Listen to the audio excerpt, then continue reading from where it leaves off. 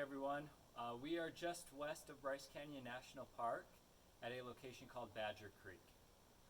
This outcrop behind me is part of the Claron Formation, which we've learned about. And as you look at it, you'll notice there are some prominent features. You have this dark red mineralized surface that has many different parallel striations along it. Each of these surfaces that you see, these are each slickensides. These are fault planes that we're seeing.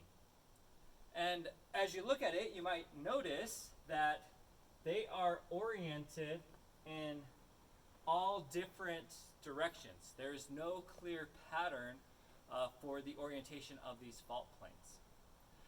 If you look at it closer, you might even notice that these aren't all the same type of faults. Some of these faults are normal faults and other faults are reverse faults.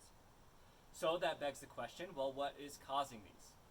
Just by getting some basic observations, it will be very difficult to determine the direction of maximum compressive stress, or sigma 1, for these fault planes, because they're all oriented so differently. So in order to better understand these fault planes, we can't just look at one fault.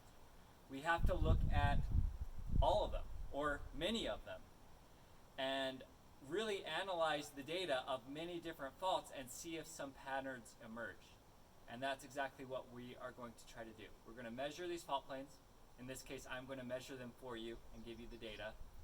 And then you're going to use this data set to determine what sigma 1 is for these fault planes, for these features. Can we constrain the direction of sigma 1 by having this accumulation of fault plane data?